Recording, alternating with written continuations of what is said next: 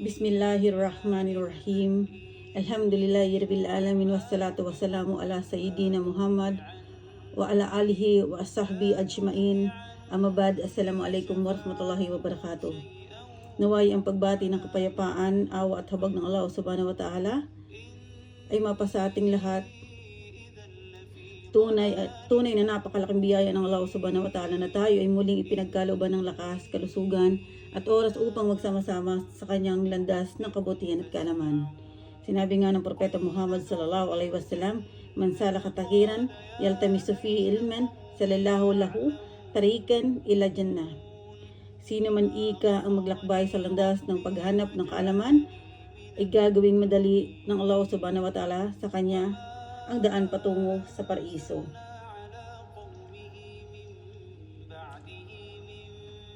Mga kapatid ko sa pananampalatayang Islam, ako ay inshallah magbibigay lang ako ng munting paalala, unang-una sa aking sarili.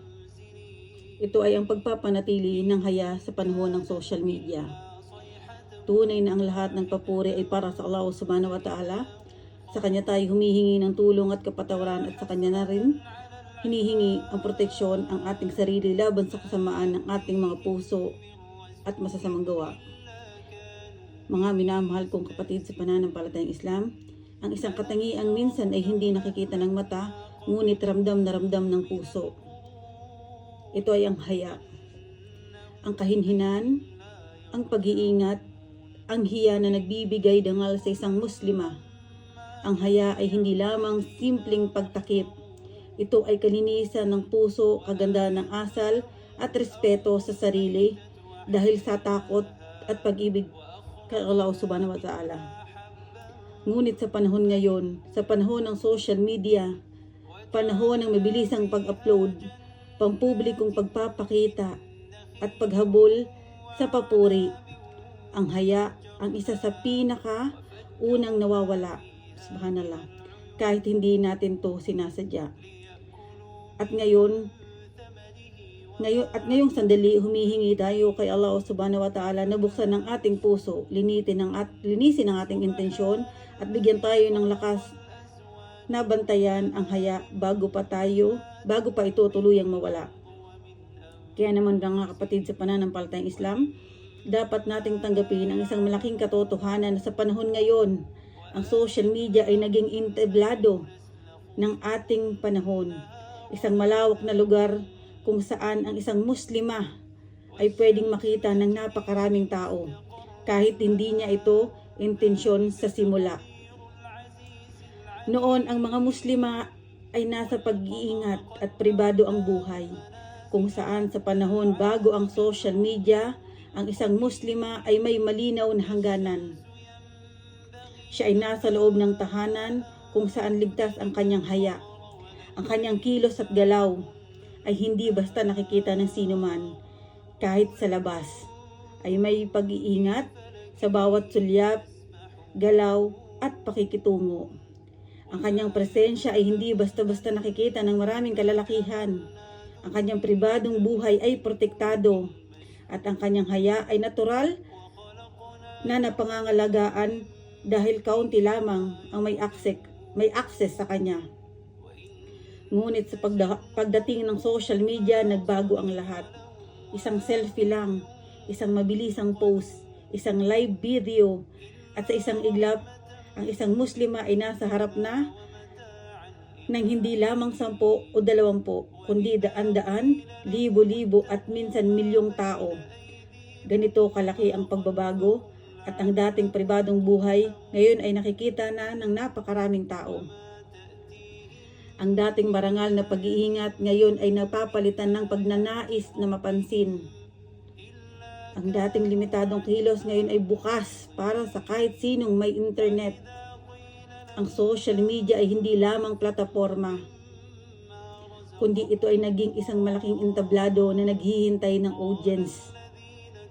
At tumataas nga ang audience and views, pero humihina ang haya.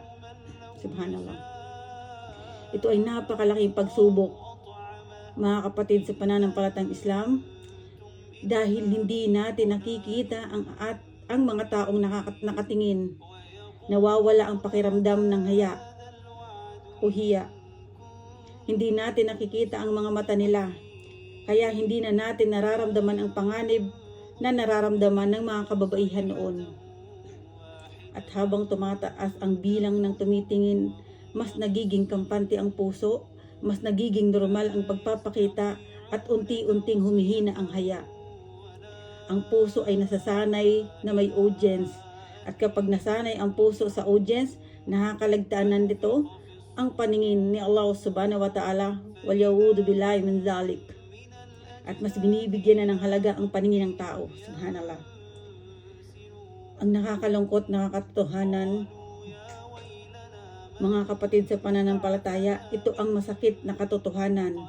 Maraming Muslima ang hindi nakakaramdam ng hiyas sa pagpapakita ng kanilang sarili sa online. Hindi dahil masama ang kanilang loob, kundi dahil nagiging normal na sa ating panahon. Normal na ang pag-post ng maraming larawan.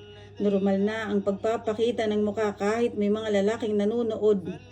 Normal na ang pagpapakita ng video na may galaw, may pose at anggulo na hindi naakma sa ahya. At normal na ang paghihintay ng papuri at likes mula sa tao. Ang dating ipinaglalaban ng mga kababaihan na protektahan, ngayon ay sila na mismo ang naglalagay ng kanilang sarili sa harap ng buong mundo. At ang pinakamabigat dito, minsan nawawala ang hiya dahil kahit hindi ito sinasadya, kundi dahil inaakala natin na wala nang masama dito. Tanungin mo ang sarili mo, ya ukti, kung may 10 lalaki na nakatitig sa iyo sa personal, ano ang iyong mararamdaman? Hindi ka ba nahihiya, matatakot o magtatago? Ngunit bakit sa social media, kung saan libo-libo o milyon pa ang nakakita, ay wala na tayong nararamdaman? Hindi ba makakaramdam ng hiya? Mga kapatid ko sa pananampalatayang Islam, mga Muslima, tandaan natin ang haya ng kababaihan ay hindi lamang kultura, hindi lamang tradisyon, at hindi basta opinyon ng tao, kundi ito ay may malinaw na utos ng Allah subhanahu wa ta'ala sa banal na Quran, paulit-ulit na binibigyang diin upang mapanatili ang dangal, puri at kaligtasan ng kababaihan. At sabihin mo sa mga babae na mananampalataya na ibaba nila ang kanilang paningin, pangalagaan nila ang kanilang puri at huwag nilang ipakita ang kanilang ganda maliban sa bahagi ng kanilang makikita, na kailangan makita. Sa Surah An-Nur chapter 24 verse 31, ito ang malinaw na paalala. Ang isang Muslima ay inutusan maging maingat sa pagpapakita ng kanyang sarili. At bakit inuulit ito ng Allah? Dahil ang kababaihan ay mas madaling maging biktima ng fitna. Hindi ito diskriminasyon, hindi ito putol na kalayaan, kundi ito ay proteksyon mula sa landas ng Allah subhanahu wa ta'ala, proteksyon sa pagnanasa ng iba, sa masasamang tingin at pagnanais ng tao na sirain ang puri niya. Si Allah subhanahu wa ta'ala ang lumikha sa babae, at siya rin ang nakakaalam kung ano ang makakabuti at makakasama sa kanyang puso. Kung kaya't ang haya ay ipinag-utos hindi upang ikulong ang kababaihan, kundi upang itaas ang kanyang dangal at ilayo siya sa fitna. Napakahalaga ng haya sa Islam. Mula sa hadith ng Propeta Muhammad sallallahu alaihi wasallam, al-haya syubatan min al-iman. Ang haya ay bahagi ng pananampalataya. Sahih Muslim. Ang Propeta Muhammad sallallahu alaihi wasallam ay hindi nagsabi na ang haya ay magandang pag-uugali lamang, kundi sinabi niya ito ay bahagi ng iman. Kaya ibig sabihin, kapag tumaas ang haya ng isang Muslima, ay tumataas din ang kanyang iman at pananampalataya. Ngunit kapag humina ang haya, ay humihina din ang kanyang iman. Kaya't mapapansin natin, ang mga kababaihang malalakas ang iman ay laging may maingat sa kanyang pananalita, maingat sa kanyang mga isinusuot na pananamit, maingat sa kanyang mga galaw at pagkilos, hindi lang sa personal, kundi lalo na dito sa social media. Ang haya ay hindi lamang sa damit na isinusuot. Ito ay nasa boses, nasa ugali, nasa pag-uugali sa publiko at maging sa internet o sa social media. Kaya naman ya akhwat, tandaan natin ang haya ay hindi maliit na bahagi ng Islam. Ito ay proteksyon natin, ito ay dangal natin, kalinisan at isa sa pinakamalakas na palatandaan ng buhay na pananampalataya sa puso natin. Ang pagtaglay ng haya at ang social media ang naging pinakamalaking pagsubok nito. Kaya't ang tunay na malakas na Muslima ay hindi ang makikita ng marami, kundi ang may kakayahang proteksyonan ng sarili kahit walang nakakakita. Atin namang talakayin, mga kapatid ko sa pananampalatayang Islam, ang mga panganib na nakawalan ng haya. Ya akhwats, ang haya ay parang ilaw. Kapag may haya ka, maliwanag ang puso mo. Pero kapag nawala ang haya, unti-unti ring namamatay ang liwanag na yan. Ano ang itsura ng puso na nawalan ng haya? Nagdarasal ka pero wala kang, parang isang uri lamang na gawain ng katawan, walang kusyo. Binabasa mo ang Quran pero parang laging may bigat pa din. At ang mas masakit, hindi mo na nararamdaman na may mali na. Yan ang pinakamalupit na parusa. Kapag kinuha ni Allah subhanahu wa ta'ala ang tamis ng pananampalataya sa puso, kahit anong gawin mo, hindi mo na mararamdaman ang dati mong closeness sa Kanya, ang pagiging malapit mo sa Kanya.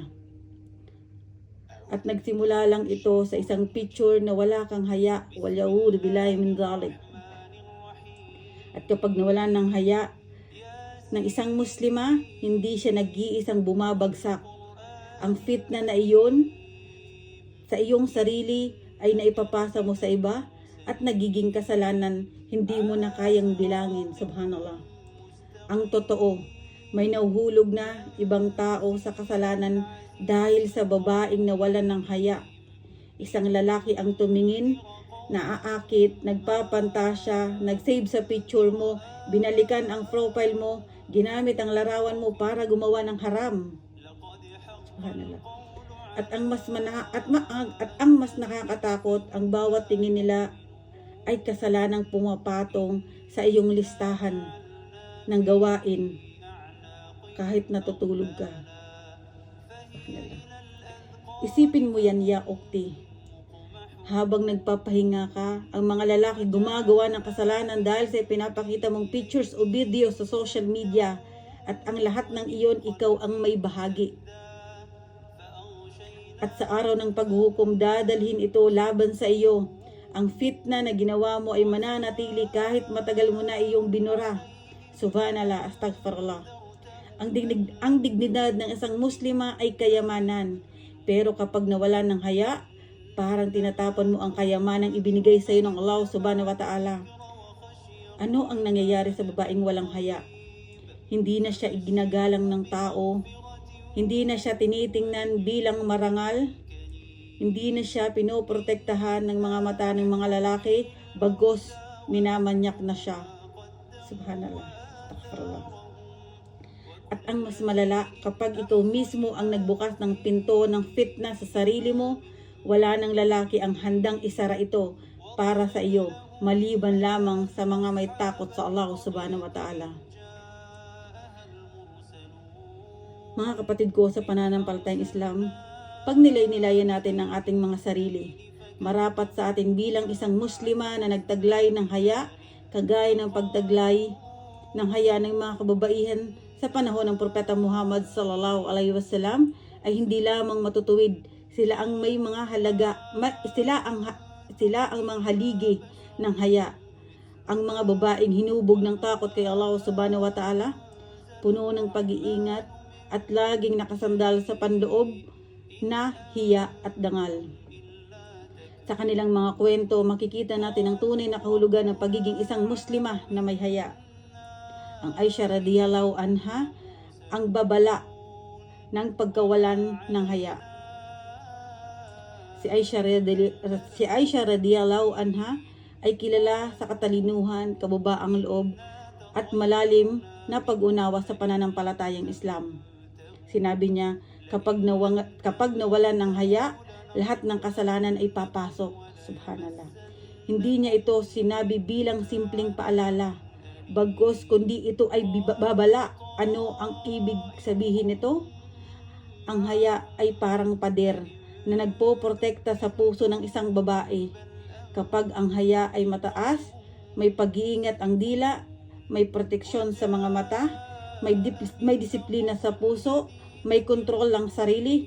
Ngunit kapag nawala ang haya, bumubukas ang pinto sa pagnanasa, bumubukas ang pinto sa pagpapakita, bumubukas ang pinto sa paghahanap ng papuri ng tao. At sa huli, bumubukas ang pinto ng lahat ng uri ng kasalanan. Subhanallah. Para bang sinabi ni Aisha, ingatan mo ang pader ng puso mo. Dahil kapag ito ay bumagsak, ay kasalanan ang papalit. Kung makikita niya ang social media ngayon, mga nagsiselfie, na nagre-reels, exposed na ang muka at katawan ng kababaihan, ano kaya ang masasabi niya? Malamang ang sasabihin niya, ito ay bunga ng nawalan ng haya. Si Fatima radhiyallahu anha ang babaeng may pinakamataas na takot kay Allah subhanahu wa ta'ala. Si Fatima radhiyallahu anha ang pinakamamahal na anak ng Propeta Muhammad sallallahu alaihi wasallam ay kilala sa kanyang malalim na haya. Hindi siya nagpapakita ng sarili sa mga kalalakihan. Hindi siya pinahihintulutang makita siya ng mga mata ng mga kalalakihan na hindi niya mahram ang kanyang katawan o kahit ang kanyang postura.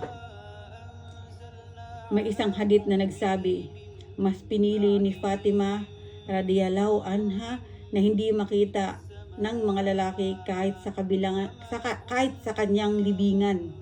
Ibig sabihin, si Fatima radhiyallahu anha ay may haya siya habang buhay at may haya siya kahit sa oras ng kanyang pagpanaw. Mashallah, tabarakallah. Kung ang ganitong uri ng haya ay nakatanim sa puso ng isang babae, imposible siyang magpakita ng sarili sa social media para sa papuri. Kung si Fatima radhiyallahu anha ay narito ngayon at makikita ang mga babaeng nagpo-post, nangngiti, nagpapakita ng ganda, nagpo-post sa social media, nagpapakita ng walang pag-iingat, ano kaya ang sasabihin niya? Baka ang sabihin niya, kapatid, hindi ikaw ang pinapakita mo. Hindi ganda ang dangal mo. Hindi tunay mong kagandahan ang haya na dapat sana iningatan mo ito. At ang panghuli, Zainab bint Jahsh radhiyallahu anha, ang babaeng lubos ang haya kahit sa harap ng Propeta Muhammad sallallahu alaihi wasallam. Zainab bint Jahsh radhiyallahu anha ay kilala sa matindi niyang hiya. Nang pumapasok ang Propeta Muhammad sallallahu alaihi wasallam sa kanyang silid upang bisitahin siya, Zainab radhiyallahu anha ay nagtatakip pa rin kahit si Propeta Muhammad sallallahu alaihi wasallam na ang nasa harap niya. Ganoon kataas ang kanyang haya. Ano ang mensahe nito para sa atin? Kung kahit sa Propeta Muhammad sallallahu alaihi wasallam isang taong mas malinis ang puso kaysa sa atin, mas mapakumbaba, mas marangal, ngunit siya ay nag-iingat pa rin at nagtatago. Papaano pa kaya ngayon? Sa harap ng milyon-milyong mata na hindi natin kilala, mga lalaking hindi natin kapamilya, sa mga taong may ibang intensyon, kung nabubuhay si Zainab radhiyallahu anha ngayon at makikita niya ang kababaihang naka-filter, kababaihang nagpapakita parang artista, kababaihang nag-i-entertain ng mga lalaki sa online o sa social media, malamang sasabihin niya, napakadali niyong ibigay ang sarili niyong dangal. Subhanallah. Subhanallah. Kaya naman ya akhwat, kunin natin at isabuhay natin ang mga iniwang payo ng ating mga ina sa pananampalataya. Sina Aisha, si Fatima, at sa Zainab radhiyallahu anha na naging halimbawa ng tunay na haya. Ang kanilang mga salita ay hindi lamang kwento ng nakaraan. Ito ay gabay para sa ating mga kababaihan ngayon, lalo na sa panahon ngayon ng social media. Ang kanilang payo, kapatid, ingatan mo ang iyong hiya. Ang iyong haya, ito ang una at pinakamahalagang turo. Ang haya, ang tunay na kayamanan ng isang Muslima. Hindi pera, hindi ganda, kundi ang kasuotan. Hindi ang kasuotan. Kapag ang haya ay nawawala rin ang proteksyon ibinibigay ng Allah. Nawawalan ang takot sa kasalanan. Nawawala ang takot sa kasalanan, nawawala ang liwanag ng puso. Kaya naman, mga kapatid ko sa pananampalatayang Islam, mga Muslima, kung ito ang hinihiling ng ating mga ina noon, mas lalo natin itong kailangan ngayon dahil ang fitna ay nakikita na sa bawat pindot ng ating daliri. Huwag mong ipagpalit ang panghabang buhay na kahihiyan sa ilang segundo ng papuri. Ang papuri ng tao ay mabilis lumipad tulad ng hangin. Pero ang kasalanan ginagawa dahil sa paglantad ng aura sa social media at ay mananatili at haharapin natin sa araw ng paghukom. Subhanallah. Kaya naman ya akhwat, ilang segundo ng likes, iba talaga ang mas mahalaga kaysa sa tingin ng Allah subhanahu wa ta'ala sa puso natin. Ilang comments ba ang kasing halaga ng parusa kapag nawalan ng haya natin sa harap niya. Ang tunay ng ganda ay hindi ipinapakita. Ito ay pinoproteksyonan. Ito ang paalala nila sa lahat ng babae. Ang haya ay hindi pumipigil upang maging maganda. Ito ay nag-aangat sa ganda mo. Ang babaeng may haya ay tumataas ang dangal. Hindi sa entablado ng mga mata sa publiko.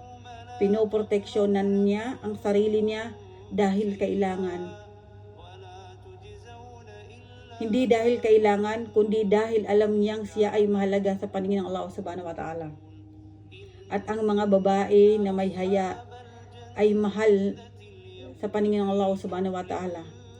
Ya akhwat, kung may babaeng pinagtatanggol ni Allah subhanahu wa ta'ala, iyan ang babaeng pinoprotektahan ang kanyang dangal.